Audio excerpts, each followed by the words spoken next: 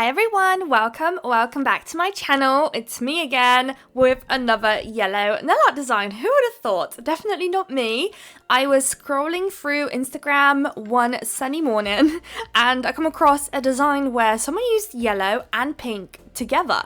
So I thought, right, I want to try that myself. I don't know why I've never come across that or kind of thought about it myself. So that's how today's design was born. We do have quite a lot of stamping going on. So we've got 2 plates and of course 3 or 4, even 5 different stamping polishes.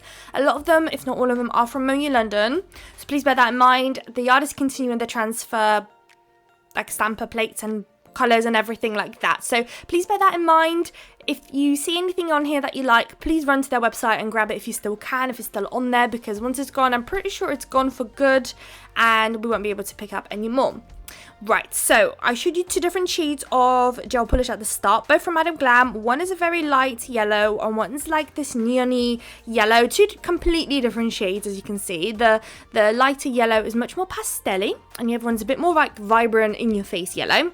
We are going to do 4 nails, the pastel yellow, 1 nail, the darker yellow, and then all of those are going to go into the lamp for a cure.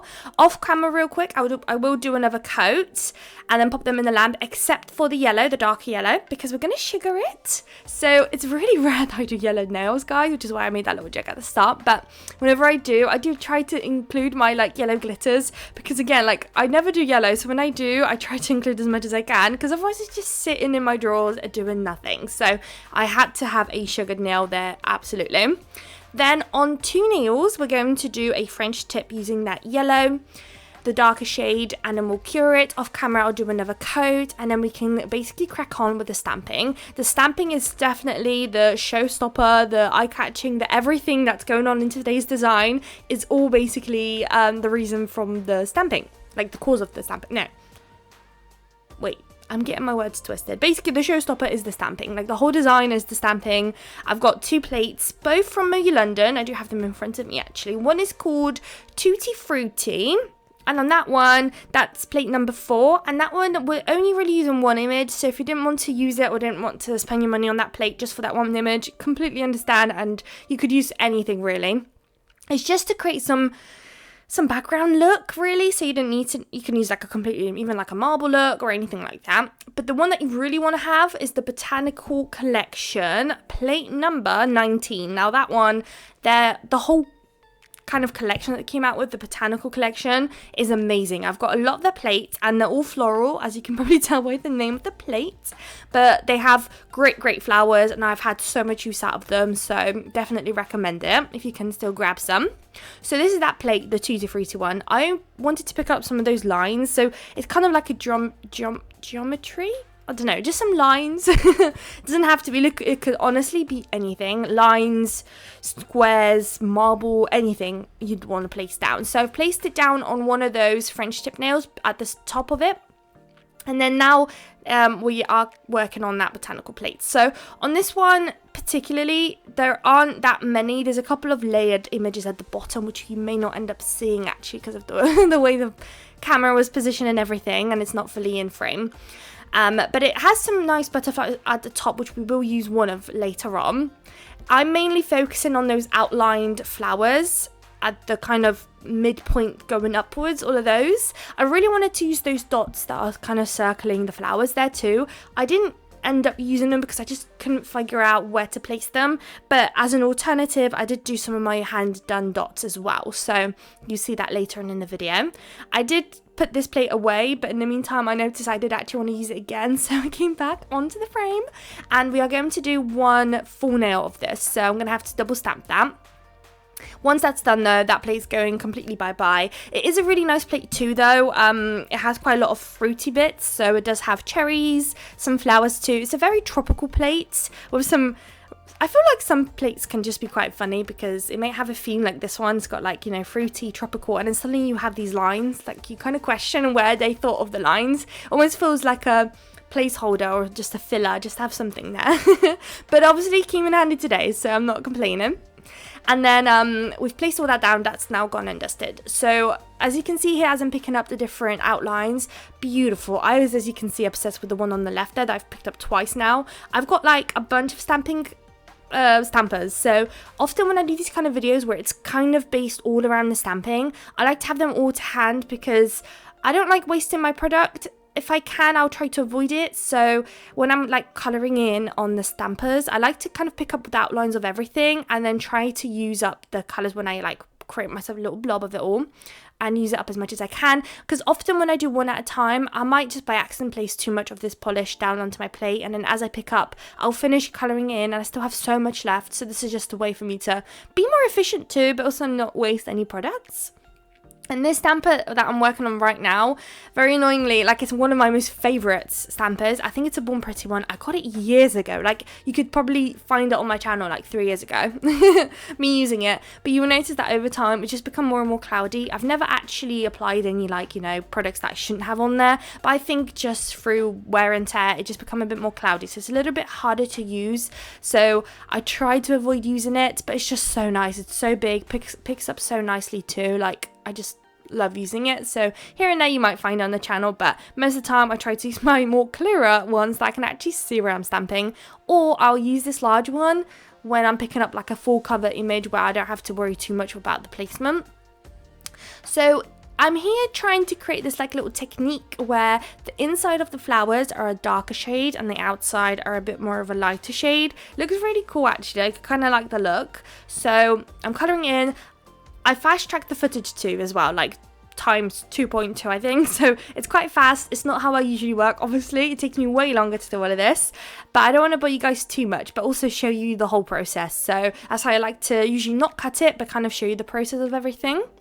I do want to also highlight that when I am doing these kind of designs and I'm colouring it in on my stamper, I always make sure to wait before I stamp down. Sometimes, especially when you're using, you know, if you blobbed too much down and you've coloured in, sometimes you may end up putting way too much polish down, which isn't a problem unless you go and stamp down when it's very, very wet still. Can you imagine a blob of paint on your brush and you just squish it down and it just goes everywhere? That's exactly how it goes with these as well. So when I go to stamp sometimes and I didn't notice, I would stamp down and all the polish will kind of squeeze out on the sides and just ruin the whole look. So bear that in mind when you're doing this as well. Just keep it chill. This is also why it's handy to have a couple of stampers, because well, once one is kind of drying down, you could work on another and so on. Right, and also actually, obviously stamping stuff can be quite expensive, but Mimi London have a sale because they are closing down their stamping range, so, and they do have some stampers that I did pick up as well myself. So if you wanted to get yourself some good, nice, cheap products, then like right now is the best time. I haven't been on their website for maybe 2 or 3 weeks now, so I don't know if it's still on there, but I know it's been on there for a very long time, so I hope it is still, but if not, then I'm so sorry. But there are other companies and brands out there that you can try out, and I'm sure they're very good too. And obviously now that they have closed down, over time I will be starting to kind of experiment and try out new brands and new products now that they're not available. So here I picked up a different flower this time around.